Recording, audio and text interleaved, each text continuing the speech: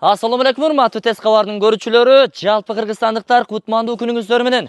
Бүгүн биз сиздерге бул чыгарылышыбызда $178 миң бааланып жаткан 10 сотук жер аянтындагы бак дарагы бар кошумча курулушу бар заңгыраган 2 кабаттуу жалпы 5 бөлмөлүү өзгөчө проектте өтө сапаттуу болуп салынган ушул үйдүн тез арада шашылыш түрдө сатыла тургандыгын маалымдайбыз. Суу светтери келген, интернет кабелдери, түнкү жарыктандыруулар орун алган, газ коңшуларга келген. Сиздер үйгө чейин установка кылып тартып алсаңыздар болот. Бул кайсыл жерде кантип барабыз дей турган болсоңуздар, дарегине көңүл буруңуздар достор. Мен азыр ооз-эки айта турган болсом, панорамный видде турамын. Ош Сулайманто алыстан көрүнүп турат. Шаар. Бул Ош шаарынын чыгыш тарабындагы Фуркат айылы. Жанагы Фуркат айлампасына бир аз жетпей Айкөл маркетин жакшы билесиздер, ошондон киргенде буйруса Абдикеримов Абдырайым көчөсү биринчи көчө менен келсеңиздер дагы болот. Бул жакта экинчи көчөнүн төрүндө болуп калат агайын туугандар. Кимде ким кенен жерде, кенен үйдө жашайм дей турган болсо, анда издегениңиздер бизден табылды. Анан бөлүп сатуу жолдору дагы каралган. Ушул үй салынган тарабыны алат дей турган болсоңуздар, 5 сотуктан 2ге бөлүп алсаңыздар болот. Бул жагыны өзүнчө баа, бул жагыны өзүнчө баа кылып баалашасыздар. Болбосо жалпы эле алам десеңиздер, гүл үстүнө гүл болот достор. Бул жакта жалпы 5 бөлмөлүү. Ичи тышы шубалган, плиталар басылган, фундамент 2 метр экен, подвал кылып алсаңыздар болот. Бул жакта толук курулушу аяктай элек, бышкан кирпичтен салынган, 1,5 кирпичте. 3 бөлмөлүү ушул временкасы бар. Бул жакта болсо унаа токтотуучу жай, дарбаза бул жакта. Эми толугураак маалымат берүүнүн алдында көчө тараптан келүү даректерин айталы, андан кийин сиздерге үйдүн планынын планировкасын бир катар көрсөтөлү. Жүрүңүздөр. Даректерин айтайын. Ош тараптан келе жаткан болсоңуздар, Фуркат айлампасына бир аз жетпей, дал ушул жерден оң тарапка буруласыздар. Бул жерде Айкөл маркети бар эле. Азыр аты өзгөрүлүп, Кудайберди ата болуп калыптыр. Ушунан түз чыгып бара бересиздер. 250 метрден кийин төр көчө келет. Төр көчөдөн сиздер сол тарапка Абдикеримов Абдырайым көчөсүнө кире барасыздар. Бир аз жүрүп барганыңыздардан кийин биринчи көчөдөн дөңсөгө чыгып бара бересиздер. Сол тарапка бурулуп. Абдикеримов Абдырайым 1 көчөсү менен түз жогору чыгып келе бересиздер, оң тарапка бурулуп. Көрдүңүздөрбү? Панорамный вид укмуш бекен. Шамал бак өтө сонун. Жакшы жерде жайгашкан. Анан эми карасаңыздар, бул жакта сатыла турган үйүбүз жолдун оң тарабында жайгашкан. Бул жерден дагы бир көчө келет. Бул Абдикеримов Абдырайым көчөсүнүн экинчи көчөсү. Кааласаңыз экинчи көчөдөн, кааласаңыз биринчи көчөдөн каттасаңыздар болот. Эми жүрүңүздөр, ичкери кирип бир катар маалыматтарды берели. Дарбазаны жаңыдан жакшынакайынан пулдун көзүнө карабай сапаттуусун орнотуп туруп буйруса. Бул жагына эми унаа токтотосуздар. Сесмопоезд тумбалары өтө сапаттуу куюлган. Ээсинин айтымына караганда акча каражаттарын, курулуш материалдарын эч аябастан өзүм жашаймын деп российский арматураларын 16-ын 18-ин фундаментке төшөп өтө сапаттуу салыптыр да. Видеонун жүрүшүндө айтабыз. Бул жагын дагы көрүп турасыздар. Бир 36 штук жаш көчөттөрү бар экен. Арасында көпчүлүгү кокон гилас, алмасы бар, шабдалысы, анары бар экен. Тетиги жерде ажатканасы жайгашкан. Кенен бир комнаталуудай эле кенен ажаткана орун алыптыр. Айнек терезелери бүт бардыгы пластиктен.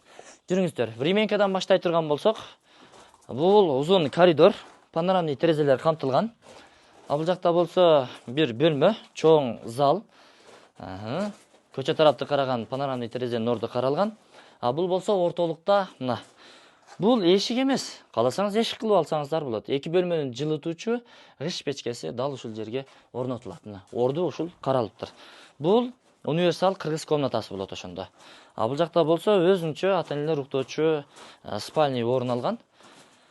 Мынакей. Узун туурасын айтап турган болсок, болжол 1, 2, 3, 480ге 1, 2, 3, 33, 40 экен. 3,5 мындайча айтканда. Жакшы. Андан кийин сиздер негизги чоң үйгө кирип келесиздер. Кааласаңыздар временка аркылуу келсеңиз болот. Кааласаңыз бул жактан негизги ход бар. Азыр ходду пескоблок менен жаап салган. Чоң жакшы эшикти орнотуп алсаңыздар болот. Мына чоң үйгө дагы келдик. Холл достор бул жер. кадимки эс алуучу холл. Кенендиги кенен. Үйдүн размерине болжолду кадамдап эсептегенимде 10,5 9 чыкты, балким андан чоңураак чыгар. Сиздер бул жерден экинчи кабатка чыгып барасыздар, тепкичтин орду ушул жерде каралган. Андан төрүнө кире турган болсоңуздар, бул жак өзүнчө чакан ажатканасы, бул жуунуучу бөлмөсү орун алган. Сантехника, электрика монтаждары бүт бардыгы болгон. Анан эми чоң бөлмөсүнө келе турган болсок, туугандар, бул жерден кирдиңиздер, сол тарапка бурулсаңыздар, буйруса 9,5 метр чыгат экен. Туурасы болсо, көз алдыңыздарда эсептеп коеюн. 1, 2, 3, 4. 9га 4 размериндеги чоң зал конок бөлмөсү. Необычный курулган бул үй. Бул жеринде өзүнчө жанагындай овальный болуп чыгып кеткен жери бар. Заводской плиталар басылган, өтө сапаттуусу. Анан силерге дагы бир нерсени айтып өтөйүн. Фундамент негизи адам бою 2 метр бийиктикте салынган экен, куюлган экен. Анан ар бир адам ар кандай ойлорун айтып атып, үйдүн ээсине неме диптир да. Бул суук болот. Толтуруп сал деген экен, топурак, шагыл аралаштырып, толтуруп, үстүнө мына ушундай шебендерди төгүп коюптур. Эми дейт, алган адам эгер кааласа, муну алдырып салып, подвал кылып пайдаланса дагы болот деди. Жүрүңүздөр эми экинчи кабатка чыгып, экинчи кабаттан маалымат берели.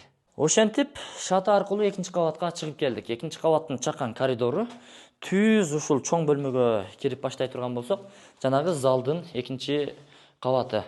Кааласаңыз муну экиге бөлөсүзбү, же ушул боюнча калтырасызбы, аны эми өзүңүздөр пландайсыздар. Караңыздар. Эми жаман кеңири көрүнөт экен. Ой. Бул жерди кичине балкончо кылып туруп карай турган болсоңуздар, келсеңиз, караңыздарчы мына. Шаар ушул жерден көрүнөт экен. Сулайман тоо, башкасы Айтор, зор көрүнөт экен да. Газ келген. Газпром тетиги жерде офиси. Трассага 300 метр. 300-350 метр Ош Алай трассасына. Бишкек Ош Алай трассасына. Андан кийин чыгарыңыздар менен сол тарапка бурула турган болсоңуздар, чакан бөлмө, детский комната и плюс балкону менен. Кааласаңыздар бул жакты офис же болбосо гардероб кылып пайдалансаңыздар болот. Панорамный терезелер камтылган. Бир дагы терек колдонулган эмес, бүт бардыгы мына ушундай стандарт карагай такталардан черный потолоктагы болуптур.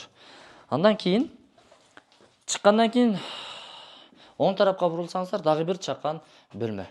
Бул жагына панорама экен. Келсеңиздер, мынаны терезеден бир көрсөтүп коюңуздар айлананы. Ой, жашасаң ушундай жерде жаша да. Жашаган сайын жашагың келет, жашарасың го чиркиндикке. Но бак дарактарда булбулдар сайрап, чымчыктар сайрап турса, эртең менен мына ушул терезени ачсаң, муздак шамал бетиңден сылап аймалап өтсө. Эми чымчыктардын, булбулдардын сайраганы кулагыңга угулуп турса, кандай жакшы, Анан ылдыйга түшсөң ажылдаган аял эмес, жапжакшына сени тосуп алган, эртең мененки завтракты берип турган, лаббай ханым, жаным деп тосуп алган аялыңыз болсо, мына сизге бейиштеги жашоого тете болот да. Бирок үй мага жакты, чындыгында жакты. Эми сапаттуу, проект негизинде салынган үй бир көргөндө сразу билинет кандай салынгандыгы. Анан арзаныраак эптеп ушу үйүм туруп калса экен деген үй бүлөнүн курган үйү дубалдарынан, айнек терезелеринен, колдонулган такталардан байкалып калат. Эми ошол биринчи кабатка түшпөй эле ушул жерден жыйынтыктайт окшойбузбу?